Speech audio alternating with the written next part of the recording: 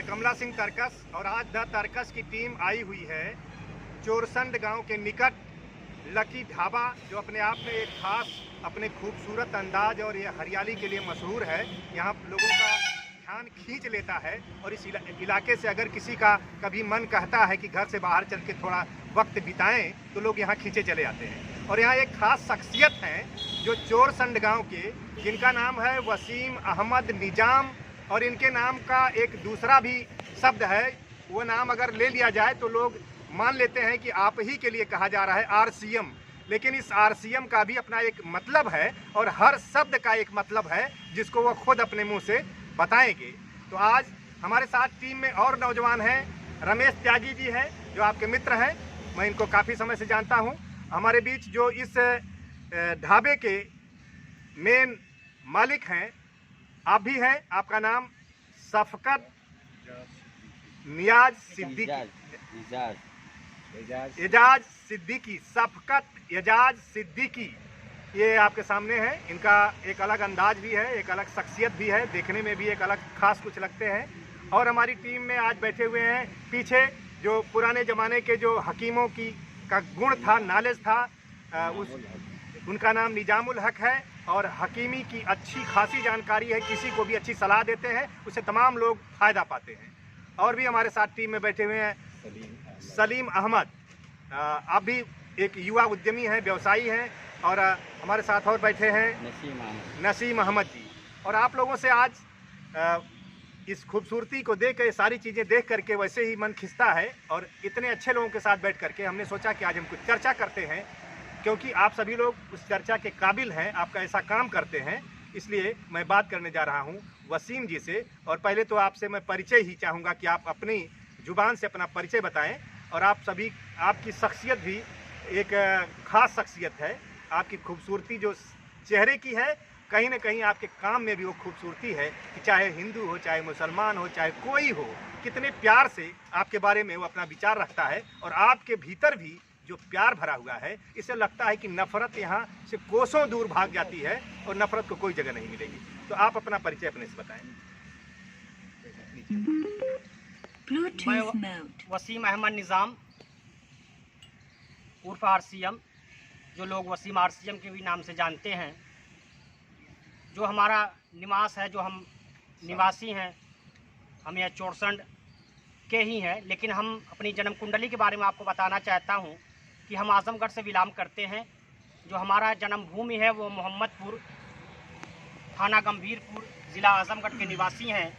जो वर्तमान में हमारा परिवार लालगंज में शिफ्ट है। जो हमारा एक कारोबार है, अलग है, एक बिजनेस है, किराना कारोबारी हमारे पिताजी और हमारे बड़े पिता, जयेश किराना स्टोर लालगंज।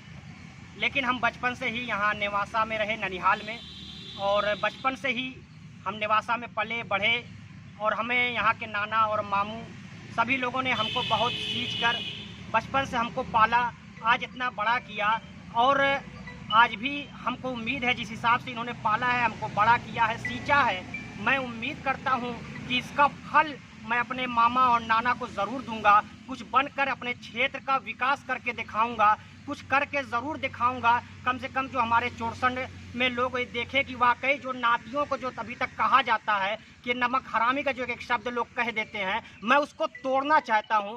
मैं उनको दिखाऊंगा, इस क्षेत्र को, ये पूरे आवाम को दिखाऊंगा कि जो ये लोग, आप लोग ये कह रहे हैं, ऐसी कोई बात नहीं है। सीधे सीधे हमारे नाना और मामू बहुत अच्छी परवरिश किए हैं। हम उसको, अब वक्त आएगा तो अभी तक सन 2022 में, और जो हमारा गौरा बादशाहपुर टाउन एरिया हुआ है, और हमारे नाना मामू और यहाँ की आवाम का अगर सहयोग रहा, उनका आशीर्वाद रहा, तो हम इस बार, उनका रहा तो मैं ज़रूर इस बार आगामी चेयरमैन का प्रत्याशी बनूंगा। लेकिन उनका आशीर्वाद, उनका वो रहेगा तो लोगों के मशवरे से मैं काम करूंगा। अगर उनका मशवरा रहा, उन्होंने मुझे कहा कि आप अगुवाई करिए, हम लोग आपके साथ हैं, तो इंशाअल्लाह मैं इस बार सन 2022 में आगामी चेयरमैन पद का उम्मीदवार हूँगा, ये आप लोग मानिए। और अगर आगामी चेयरमैन पद का उम्मीदवार हुआ तो आप लोग देखिएगा, इंशाअल्लाह ने चाहा तो इस बार ज़रूर आगामी चेयरमैन इस गौरा बादशाहपुर में बनकर कुछ करने का, हम गौरा बादशाहपुर में बहुत कुछ करूँगा। लोग हमको कहेंगे कि हाँ वसीम भाई ने कुछ किया है। मैं क्या करने वाला हूँ। एक सवाल आपसे, आपके बारे में पता लगा कि पिछले बार जब यहाँ जिला पंचायत का चुनाव चल रहा था आपके साथियों ने एक विषय उठाया कि क्यों ना हम किसी दलित समाज के बेटे को इस चुनाव में उतार करके उसको आगे ले चलें, उसको जिताएं, जबकि यह सामान्य सीट थी। पता लगा कि आप लोगों ने एक दलित नौजवान को उठाया, उस चुनाव में सामने आपकी टीम लेकर के आई और आप लोगों ने इतनी ज़बरदस्त सफलता हासिल की कि सामान्य सीट पर आपने भारी बहुमत से विजय हासिल की और सारे प्रत्याशियों की जमानत जब्त हो गई। तो आखिर इसके पीछे आपका कौन सा जादू था, कौन सी रणनीति थी, क्या कारण था कि आप लोगों की टीम को और ख़ास तौर से आपकी शख्सियत को लोगों ने इतना पसंद किया? उसके पीछे क्या जादू है, क्या खासियत है आपकी?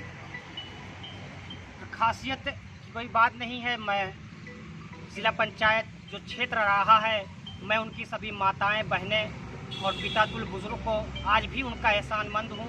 जिस तरीके से वो हमारा साथ दिए, जिस तरीके से एक सामान्य सीट से एक एससी नरसिंह गौतम को जिला पंचायत सदस्य बनाया गया और जिस तरीके से हम लोग उनके साथ लगे, तमाम कठिनाइयों का सामना करना पड़ा।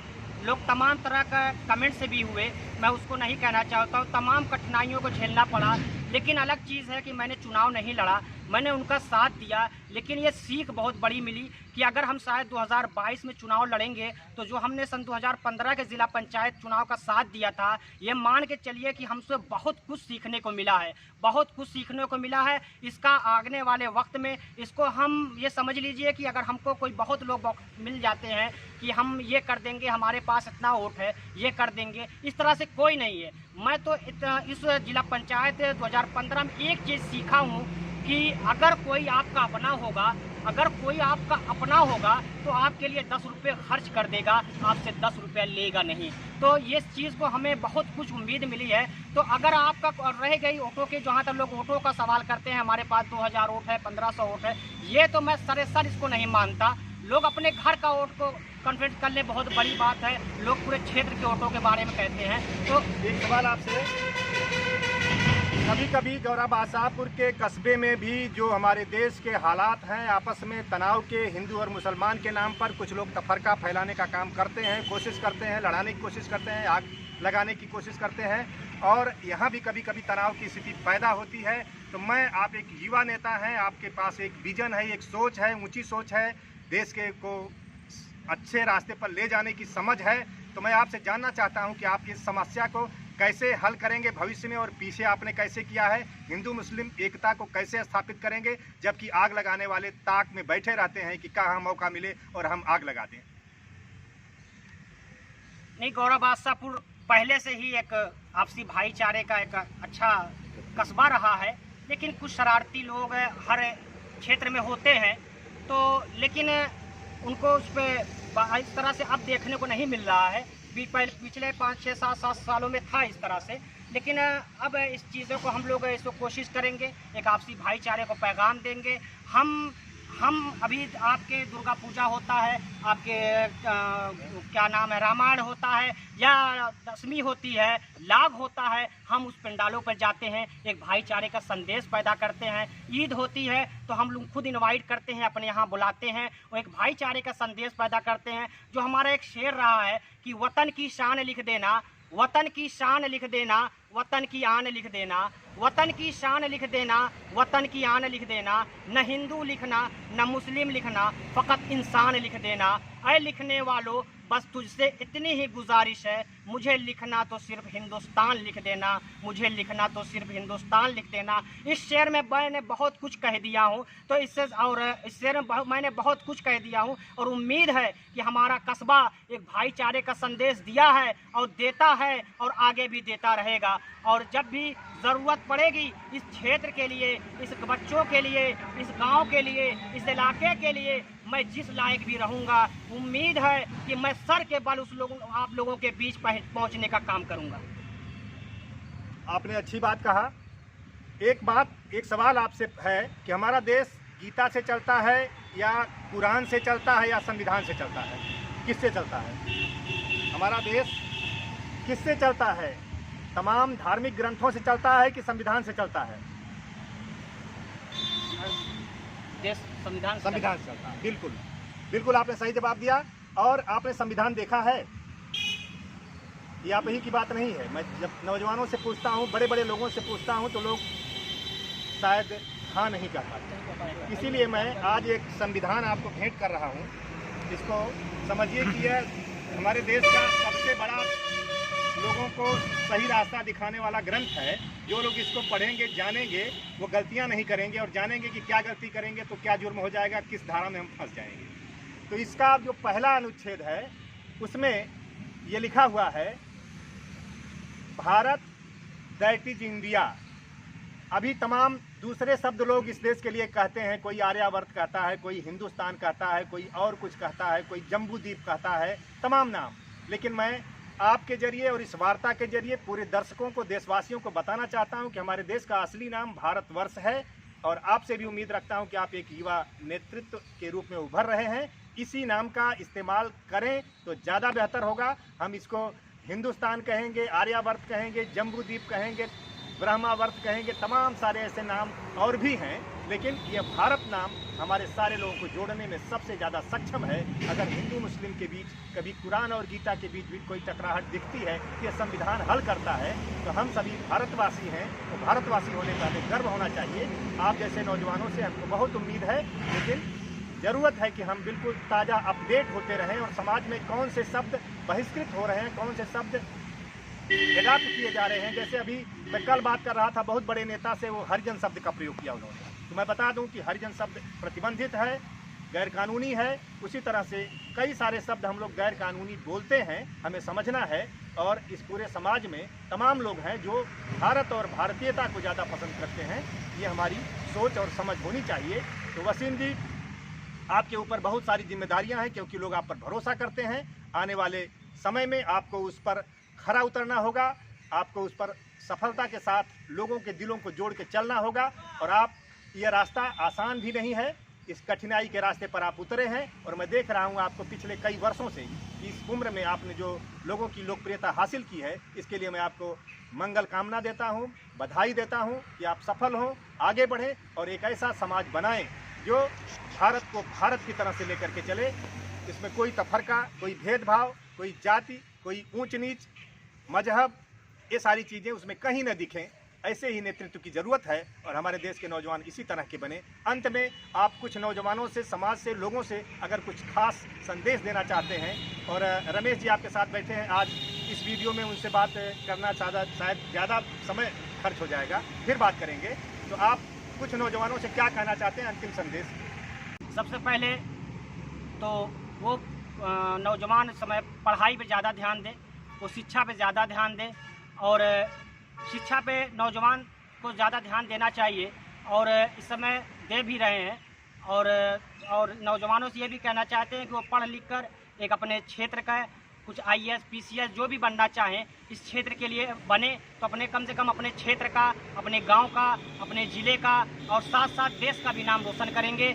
और हमें जहां तक ज़रूरत पड़ेगी और अपने नौजवानों के लिए, और किसी भी पर्पज़ से जाएं, चाहे खेल के उसमें जाएं, बड़े लेवल पे जाएं, चाहे क्रिकेट में जाएं, वॉलीबॉल में जाएं, किसी भी पर्पज़ में जाएं, या तो कुछ अच्छे पोस्ट पे जाएं, तो जब भी ज़रूरत पड़ेगी हम उनके साथ कंधा से कंधा मिलाकर खड़े रहेंगे।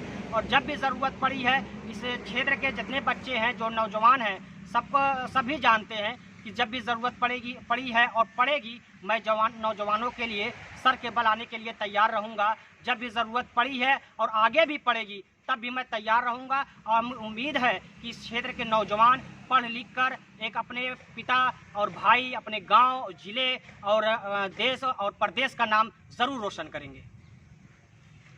बहुत अच्छा आपने अपना विचार दिया और मैं समझता हूं कि आपकी बातों में वो जो गीतें कभी हम लोग गाते थे, उसकी एक याद हमें ताज़ा हो गई कि दुश्मनों के हम हैं दुश्मन, यारों के हम यार हैं, चमन में फूलों की डाली, जंग में हथियार हैं। गर किसी को हौसला हो आजमा के देख ले, जिंदगी को छोड़कर मरने को हम तैयार हैं। बढ़ रहे हैं जो कदम, पीछे हटा सकते नहीं, सर कटा सकते हैं लेकिन सर झुका सकते नहीं। प्यार जिंदा रहे, नफरत मुर्दाबाद, यही आपके विचार हैं। और इन आपके शब्दों के साथ आज आपका ये बातचीत पूरी हुई। और मैं कमला सिंह तरकस, आपने हमें वक्त दिया। आप और आपकी पूरी टीम को, पूरे साथियों को द तरकस की ओर से बहुत बहुत धन्यवाद। धन्यवाद।